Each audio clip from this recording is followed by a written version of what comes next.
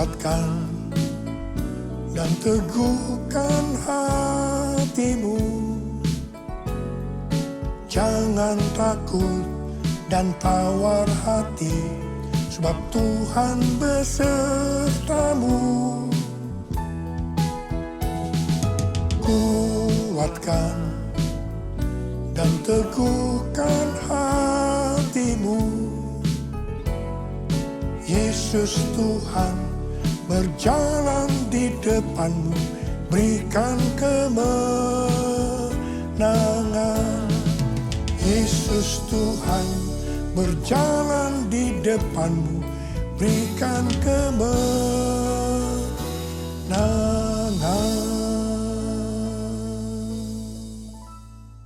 Memasuki tahun 2025 ini, pesan Tuhan kepada kita dalam Mazmur 27 ayat 14 yang berkata, nantikanlah Tuhan, kuatkanlah dan teguhkanlah hatimu.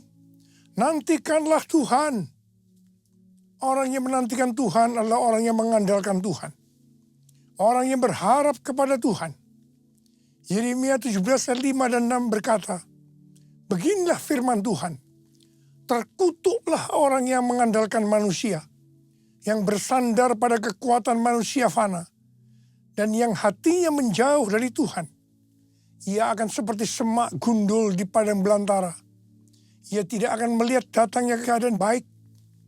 Ia akan tinggal di tanah tandus di padang gurun, di padang garam yang tidak berpenduduk. Yeremia 17 ayat 7 dan 8 berkata, diberkatilah orang yang mengandalkan Tuhan, yang mempercayakan dirinya pada Tuhan. Ia akan seperti pohon yang ditanam di tepi air, yang merambatkan akar-akarnya ke tepi sungai, dan tidak takut akan datangnya panas terik, yang daunnya tetap hijau, yang tidak khawatir dalam tahun kekeringan, dan yang tidak berhenti menghasilkan buah. Memasuki tahun 2025, tahun yang penuh dengan ketidakpastian, bencana alam, akibat perubahan iklim yang makin hebat, peperangan yang makin intens, krisis ekonomi yang semakin menjadi-jadi. Lebih dari itu, kita diingatkan bahwa kita sudah berada di akhir dari akhir zaman. Sesuai dengan 2 Timotius 3 ayat 1-9 dikatakan bahwa pada hari-hari terakhir akan datang masa yang sukar. Manusia akan mencintai dirinya sendiri dan menjadi hamba uang. Mereka akan membual dan menyombongkan diri. Mereka menjadi pemfitnah. Mereka akan berontak terhadap orang tua dan tidak tahu berterima kasih. Tidak peduli agama. Tidak tahu mengasihi. Tidak mau berdamai. Suka menjelekkan orang. Tidak dapat mengekang diri. Garang. Tidak suka yang baik. Suka berkhianat. Tidak berpikir panjang. Berlagak tahu. Lebih menuruti hawa nafsu daripada menuruti Allah. Secara lahiriah mereka menjalankan ibadah mereka. Tetapi pada hakikatnya mereka memungkiri kekuatannya. Walaupun selalu ingin diajar, namun tidak pernah dapat mengenal kebenaran. Akal mereka bobrok dan iman mereka tidak tahan uji. Jadi, memasuki tahun 2025, kita menghadapi kondisi yang seperti itu. Karena itu, seperti yang Tuhan pesankan kepada kita, nantikanlah Tuhan, kuatkanlah dan teguhkanlah hatimu. Nantikanlah Tuhan. Dalam menantikan pertolongan Tuhan, kita menguatkan dan meneguhkan hati kita. Dalam menantikan pertolongan Tuhan, kita akan melakukan seperti yang terdapat dalam Mazmur 123 ayat 2 yang berkata, lihat, seperti mata para hamba laki-laki memandang kepada tangan tuannya. Seperti mata hamba perempuan memandang kepada tangan nyonyanya.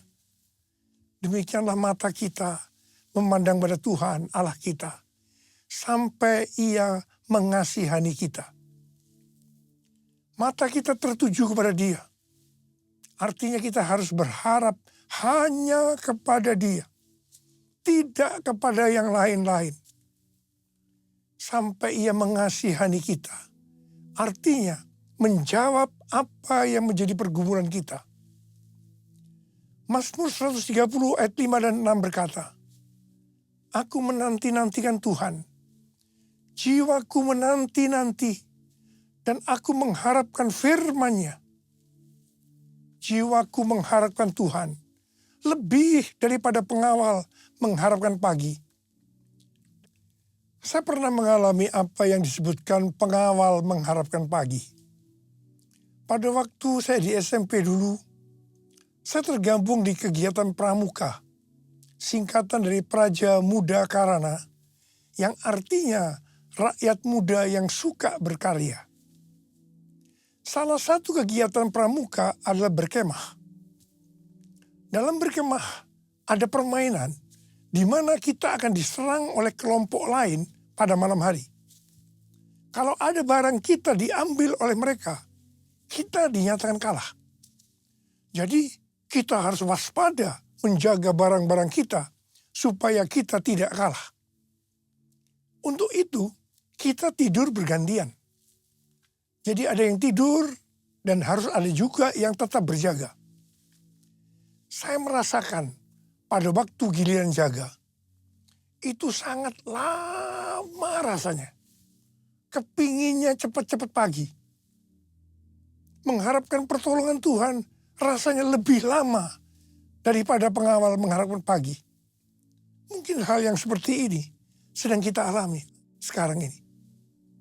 Tetapi marilah kita terus melakukan seperti yang tertulis dalam Mazmur 130 ayat 7 dan 8. Bahwa kita harus tetap berharap pada Tuhan. Sebab pada Tuhan ada kasih setia. Dan banyak sekali pembebasan dilakukannya. Dia akan membebaskan kita dari kesalahan kita. Allah yang bela, siapa lawan Dia? Lebih dari pemenang dalam segala hal. Ku pasti dapat, aku pasti dapat lakukan semua. Yesus yang beri kekuatan, oh terpujilah namanya.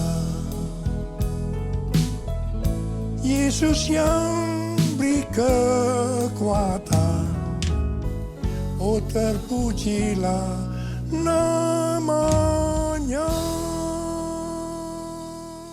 Tema tahun 2025 adalah tahun penuaian, the year of harvest. Ayat emasnya adalah Ulangan 11 ayat 13 dan 14 dan Yohanes 4 ayat 35. Sehubungan dengan tahun penuaian, kita akan membahas tentang dua hal. Yang pertama, jenis tuaian. Yang kedua, hal-hal yang harus diperhatikan dalam tahun penuaian. Mengenai soal jenis tuaian, Alkitab menggambarkan ada beberapa jenis tuaian. Yang pertama, tuaian jiwa-jiwa. Sesuai dengan Matius 9 ayat 36 sampai dengan 38. Maka jiwa-jiwa yang dimaksud adalah orang banyak yang tidak bergembala. Yaitu mereka yang belum kenal Sang Gembala Agung, yaitu Tuhan Yesus. Hari-hari ini Tuhan mengingatkan kita tentang tiga hal. Yaitu yang pertama, perhatikan tahun 2033. Yang kedua, harvest now. Yang ketiga, Jesus for everyone. Tuhan sedang berbicara kepada gerejanya di seluruh dunia. Bahwa tahun 2033, pada tahun 2033, setiap orang, everyone, akan mendapatkan kesempatan untuk berjumpa secara otentik dengan Tuhan Yesus melalui kuasa dan hadirat Roh Kudus. Rick Warren mendapatkan bahwa goal untuk menyelesaikan amanat agung adalah tahun 2033. Ketika Tuhan Yesus ditanya oleh murid-muridnya tentang tanda kedatangannya kembali, salah satunya Tuhan Yesus menjawab dari Matius 24 ayat 14. Injil kerajaan ini akan diberitakan di seluruh dunia menjadi kesaksian bagi semua bangsa. Sesudah itu barulah tiba kesudahannya. Jadi kalau Injil kerajaan sudah diberitakan di seluruh dunia menjadi kesaksian bagi semua bangsa, atau amanat agung sudah selesai, maka sesudah itu Tuhan Yesus datang kembali. Kata sesudah itu artinya tidak ada seorang pun yang tahu. Bisa 1 bulan, 1 tahun, 5 tahun, tetapi yang jelas tidak akan lama. Sebab Tuhan Yesus berkata, "Aku datang segera." Saya tidak pernah berkata bahwa Tuhan Yesus pasti datang tahun 2033. Itu tidak alkitabiah. Tetapi yang saya katakan, Tuhan Yesus bisa datang tahun 2033. Itu alkitabiah.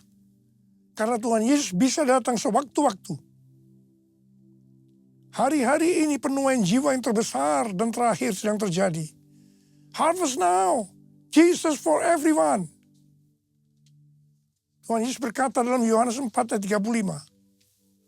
Bukankah kamu mengatakan 4 bulan lagi tibalah musim menuai?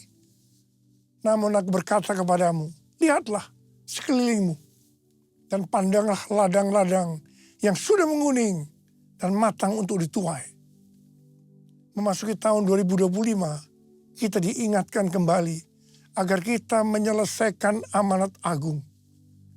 Tugas utama kita sebagai orang percaya, sebagai seorang murid, tidak melihat apa profesi kita adalah menyelesaikan amanat agung. Hal ini sesuai dengan Matius 28 ayat 19 dan 20. Karena itu pergilah, jadikan semua bangsa muridku, dan baptislah mereka dalam nama Bapa dan Anak dan Roh Kudus. Dan ajarlah mereka melakukan segala sesuatu yang telah kuperintahkan kepadamu. Ketahuilah, aku menyertai kamu senantiasa sampai akhir zaman. Menyelesaikan amanat agung adalah menjadikan semua bangsa itu murid Tuhan Yesus. Hanya murid yang bisa memuridkan. Karena itu kita harus terlebih dahulu menjadi murid Tuhan Yesus. 1 Yohanes 2 ayat 6 berkata, siapa yang mengatakan bahwa ia tinggal di dalam dia, ia wajib hidup sama seperti Kristus telah hidup. Kalau kita hidup sama seperti Kristus telah hidup, maka kita akan menjadi serupa dengan gambarnya. Kita adalah murid-murid Tuhan Yesus. Jesus for everyone, Jesus for everyone, Jesus for everyone, Jesus for everyone, Jesus for everyone, Jesus for everyone, Jesus for everyone, Jesus for everyone. Mengenai jenis tuaian yang kedua adalah tuaian buah roh. Roma 7 ayat 4 berkata, sebab itu, saudara-saudaraku, kamu juga telah mati terhadap hukum Taurat oleh tubuh Kristus, supaya kamu menjadi milik orang lain, yaitu milik Dia yang telah dibangkitkan dari antara orang mati, agar kita berbuah bagi Allah. Jadi kita yang telah dibebaskan dari kuasa dosa, hidupnya harus berbuah bagi Allah. Buah harus dituai. Artinya harus menghasilkan tuaian buah roh. Dengan kata lain, dalam hidup kita harus ada buah roh. Galatia 5, 22 dan 23 berkata, tetapi buah roh ialah kasih, sukacita, damai sejahtera, kesabaran, kemurahan, kebaikan, kesetiaan, kelemah lembutan, penguasaan diri. Tidak ada hukum yang menentang hal-hal itu. Salah satu aspek dari buah roh adalah kelemah lembutan, yang dapat diartikan juga sebagai kerendahan hati, humility. Kita semua harus rendah hati. Jangan sombong, jangan congkak. Karena Allah menentang orang congkak, tetapi mengasihani orang yang rendah hati. Ini dituliskan di 2 ayat, yaitu 1 Petrus 5 ayat 5 dan Yakobus 4 ayat 6. Ini berarti peringatan yang sangat serius dari Tuhan. Dalam Amsal 16 ayat 5 berkata, setiap orang yang tinggi hati menjijikkan bagi Tuhan. Ia pasti tidak akan luput dari hukuman. Amsal 16 ayat 18 berkata, kecongkakan mendahului kehancuran dan tinggi hati mendahului kejatuhan. Karena itu saya mengingatkan kepada kita semua, jangan sombong, jangan congkak, jangan tinggi hati. Jenis tuaian yang ketiga adalah tuaian berkat. Sesuai dengan Ulangan 6 ayat 6 sampai dengan 11 dikatakan bahwa Tuhan akan memberikan kepada umatnya, yaitu kepada kita semua, kota yang tidak mereka dirikan, rumah yang tidak mereka isi, sumur yang tidak mereka gali, dan kebun anggur yang tidak mereka tanam. Meskipun melibatkan usaha manusia, tuaian berkat bagi kita sesungguhnya adalah anugerah Tuhan. Mengenai melibatkan usaha manusia, kita harus mengingat apa yang dikatakan Amsal 10 ayat 22 yang berkata, berkat Tuhanlah yang menjadikan kaya, jerih payah tidak akan menambahinya. Di sini dikatakan, bukan karena jerih payah itu yang membuat kita jadi kaya, tetapi semata-mata karena berkat Tuhan. Tetapi kita harus rajin, tekun melakukan tugas kita, bekerja keras dan cerdas, bukan bermalas-malasan. Katakan amin. Jadi kalau kita menerima tuaian berkat, sesuai dengan Ulangan 6 ayat 12 dikatakan, jangan sampai kita melupakan Tuhan. Firman Tuhan berkata dalam Yesaya 60 ayat 1, bangkitlah, menjadi teranglah, sebab terangmu datang dan kemuliaan Tuhan terbit atasmu. Kalau kita lakukan itu, maka kita akan mengalami seperti Yesaya 60 ayat 5 yang berkata, pada waktu itu engkau akan heran melihat dan berseri-seri. Engkau akan tercengang dan akan berbesar hati. Sebab kelimpahan dari seberang laut akan beralih kepadamu. Dan kekayaan bangsa-bangsa akan berpindah kepadamu. Sesuai dengan yang dikatakan dalam Yesaya 61 ayat 6. Maka kalau kita disebut imam Allah dan menjadi pelayan Allah, maka kita akan menikmati kekayaan bangsa-bangsa. Dan akan memegahkan diri dengan segala harta benda mereka. Haleluya. Tuhan mengingatkan kita bahwa tuaian berkat yang diberikan kepada kita bukan hanya untuk pribadi kita, tetapi lebih dari itu untuk menyelesaikan amanat agung. Katakan amin. Jenis tuaian yang keempat adalah tuaian di bumi. Sesuai dengan Wahyu 14 ayat 18 sampai dengan 20. Bahwa di akhir zaman, malaikat Allah akan menuai di bumi dengan mengumpulkan orang fasik untuk penghukuman Allah. Dalam ayat-ayat ini dikatakan, seorang malaikat yang lain lagi datang dari Mesbah. Ia berkuasa atas api dan ia berseru dengan suara nyaring kepada malaikat yang memegang sabit tajam itu, katanya, ayunkanlah sabitmu yang tajam itu dan potonglah buah-buah pokok anggur di bumi, karena buahnya sudah masak. Lalu malaikat itu mengayunkan sabitnya ke atas bumi dan memotong buah pokok anggur di bumi dan melemparkannya ke dalam gilingan besar, yaitu murka Allah. Buah-buah anggur itu digiling di luar kota dan dari gilingan itu mengalir darah. Tingginya sampai ke kekang kuda dan jauhnya 300 kilometer.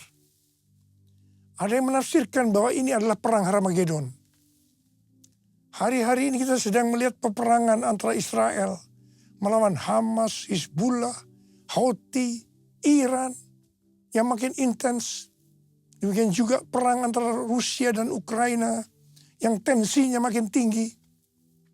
Semua yang terjadi ini pada akhirnya akan menuju perang besar, yaitu perang Harmagedon. Mungkin itu juga yang dikatakan orang perang dunia ketiga. Penuaian jiwa akan berjalan paralel dengan goncangan-goncangan. Kuasanya dicurahkan, berkatnya dilimpahkan, penuaian besar sungguh terjadi. Segala bangsa akan datang menyembah Yesus Tuhan, kemuliaan Tuhan telah turun. Kemuliaan Tuhan telah turun. Kemuliaan Tuhan telah turun. Hal-hal yang harus diperhatikan dalam tahun penuaian. Yang pertama, akan terjadi pencurahan Roh Kudus yang dahsyat. Panen dapat dituai apabila ada hujan awal yang fungsinya adalah untuk menggemburkan tanah. Dan hujan akhir yang fungsinya untuk menyiapkan tuaian. Ulangan 11 ayat 13 sampai dengan 14 berkata, jika kamu sungguh-sungguh mendengarkan perintah yang kusampaikan kepadamu pada hari ini, dengan mengasihi Tuhan Allahmu, dan beribadah kepadanya dengan segenap hatimu dan segenap jiwamu, maka ia akan memberikan hujan untuk tanahmu pada masanya. Hujan awal dan hujan akhir, sehingga engkau dapat mengumpulkan gandum, anggur, dan minyakmu. Yang dimaksudkan dengan hujan akhir adalah pencurahan Roh Kudus di hari-hari terakhir ini, yang akan mempersiapkan tuaian jiwa yang terbesar. Dan yang terakhir, itu adalah Pentakosta yang ketiga. Pada tanggal 23 sampai dengan 25 Oktober 2024, diadakan simposium Pentakosta ketiga di Church of God, Cleveland, Tennessee. Simposium Pentakosta ketiga artinya hanya membicarakan Pentakosta ketiga. Ini adalah hari yang bersejarah. Pertanyaannya, mengapa harus di Amerika? Hal ini sesuai dengan nubuatan C.D. Jacob bahwa gerakan Pentakosta ketiga dari timur ke barat dan kembali ke Yerusalem. Barat yang dimaksudkan adalah Amerika Serikat. Jadi dari Amerika Serikat, Pentakosta ketiga akan menyebar ke seluruh dunia. Yang kedua, hal-hal yang harus diperhatikan dalam tahun penuaian adalah hukum tabur tuai. Seperti yang terdapat dalam Galatia 6 ayat 7b sampai dengan 10 yang berkata, karena apa yang ditabur orang, itu juga yang akan dituainya. Sebab siapa yang menabur dalam dagingnya, ia akan menuai kebinasaan dari dagingnya. Tetapi siapa yang menabur dalam roh, ia akan menuai hidup yang kekal dari roh itu. Janganlah kita jemu-jemu berbuat baik. Karena apabila sudah datang waktunya, kita akan menuai jika kita tidak menyerah. Karena itu, selama masih ada kesempatan bagi kita, marilah kita berbuat baik kepada semua orang, tetapi terutama kepada saudara-saudara seiman kita. Memasuki tahun 2025, kita akan menuai apa yang ditabur tahun 2024. Saya berdoa supaya kita menuai yang baik, karena kita menabur yang baik. mengawali tahun 2025, saya ajak saudara untuk mengangkat tangan kita. Dan kita katakan bersama-sama, Hosana, Hosana di tempat yang tinggi.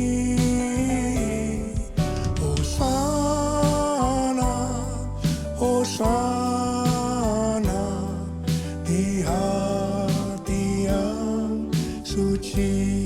Hosana, Hosana, Hosana di tempat yang tinggi. Hosana, Hosana di hati yang suci. Di hati yang suci. Mari berbahasa roh, sembah Dia.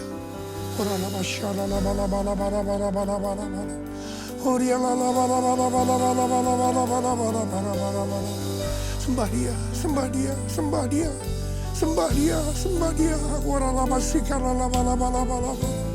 Tuhan, kami berdoa buat anak-anak-Mu Tuhan, memasuki tahun 2025. Curahkan pengurapan-Mu pada kami semua Tuhan. Curahkan, terima pengurapan Tuhan, terima. Terima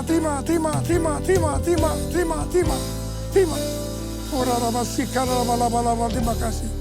Tuhan, kami berdoa, biarlah apa saja yang dikerjakan anak-anak-Mu tahun 2025, semuanya berhasil. Yang percaya terima dengan berkata, amin. Kita akan masuk dalam perjamuan kudus. Kita akan mengingat ayat ini. Sebab setiap kali kamu makan roti ini dan minum cawan ini, kamu memberitakan kematian Tuhan sampai Ia datang. Perjamuan kudus adalah perjamuan Tuhan Yesus sendiri. Setiap kali kita masuk dalam perjamuan kudus, Tuhan Yesus selalu berkata, biarlah ini menjadi peringatan akan daku. Karena itu mari, arahkan hati kita kepada kebaikan Tuhan. Kita akan mengingat kebaikan Tuhan. Mari tundukkan kepala. Bapa, siapakah kami sebelum kami mengenal Engkau? Kami semua orang berdosa. Upah dosa adalah maut, mati. Tapi Engkau yang tidak berdosa telah dijadikan dosa oleh karena kami. Engkau harus turun dari sorga mulia, mati ganti kami dengan penderitaan yang luar biasa. Sungguh kalau kami pikirkan betapa baiknya Engkau ya Aba. Engkau jadikan kami sebagai anak-anak-Mu. Engkau tuntun, Engkau bela, Engkau berkati, Engkau lindungi, Engkau tegur juga kalau kami salah. Engkau sembuhkan kami, terima kasih. Itu Engkau ya Aba. Itu Engkau ya Aba. Tuhan akan memberkati kita melalui perjamuan kudus. Tapi Tuhan mau kita makan dan minum dengan cara yang benar. Karena itu sekarang masing-masing introspeksi. Lihat keadaan dirimu masing-masing. Renungkan apa yang selama ini kita lakukan tahun 2024. Kita akan masuki tahun 2025. Segala hal yang tidak berkenan, yang mungkin belum diselesaikan dengan Tuhan, mari kita selesaikan saat ini. Minta ampun, minta ampun. Kalau ada hal-hal yang belum diselesaikan, minta ampun. Ampuni saya Tuhan. Ampuni, ampuni, ampuni ya Tuhan, ampuni. Bapak terima kasih. Bapak terima kasih. Engkau melihat anak-anak-Mu yang sedang menyelesaikan segala sesuatunya dengan Tuhan. Kami akan masuk dalam perjamuan kudus, Abah. Terima kasih. Kami akan masuk dalam perjamuan kudus dengan hati yang penuh ucapan syukur dalam nama Yesus. Amin. Saudara, mari angkat roti di tangan kanan kita tinggi-tinggi. Sebab apa yang telah kuteruskan kepadamu telah aku terima dari Tuhan. Yaitu bahwa Tuhan Yesus pada malam waktu Ia diserahkan mengambil roti. Dan sesudah itu Ia mengucap syukur atasnya. Ia memecah-mecahkannya dan berkata, inilah tubuhku yang diserahkan bagi kamu. Perbuatlah ini menjadi peringatan akan aku. Saya dikasih Tuhan, bukankah roti yang kita pecah-pecahkan ini adalah persekutuan kita dengan tubuh Kristus. Mari kita makan dalam nama Yesus.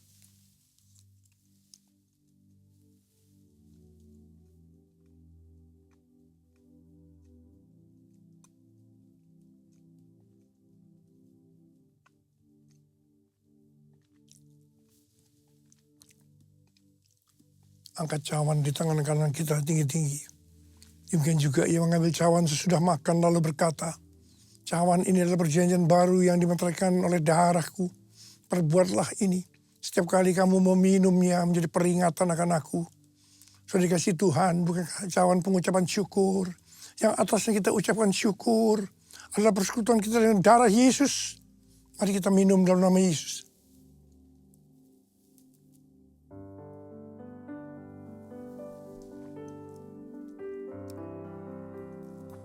Ucapan syukur dan terima kasih. Dengan suara, jangan diam. Tuhan terima kasih. Terima kasih ya Tuhan, terima kasih. Terima kasih ya Tuhan, terima kasih.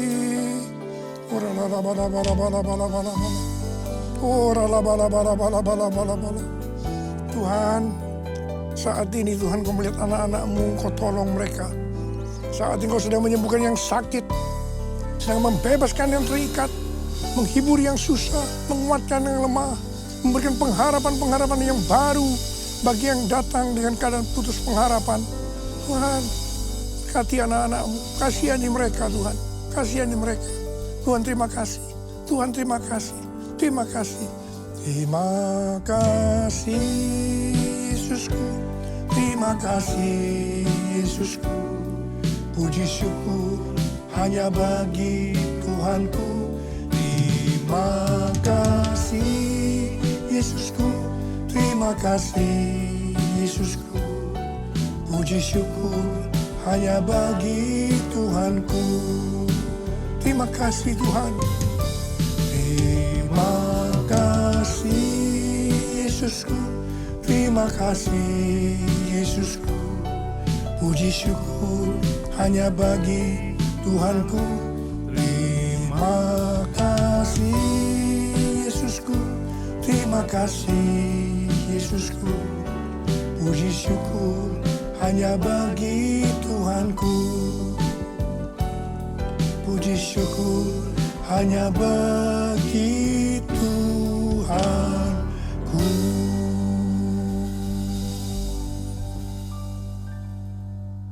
Sekarang terimalah berkat Tuhan. Kasih karunia berlimpah-limpah daripada Allah Bapa dalam Anak yang tunggal Yesus Kristus. Persekutuan yang manis dengan Roh Kudus menyertai kita semua mulai hari ini. Sampai Tuhan datang menjemput kita di awan-awan dan bahkan sampai selama-lamanya. Yang percaya bersama-sama katakan, amin. Selamat tahun baru 2025, tahun penuaian, the year of harvest. Tuhan Yesus memberkati kita semua berlimpah, limpah, limpah. Amin.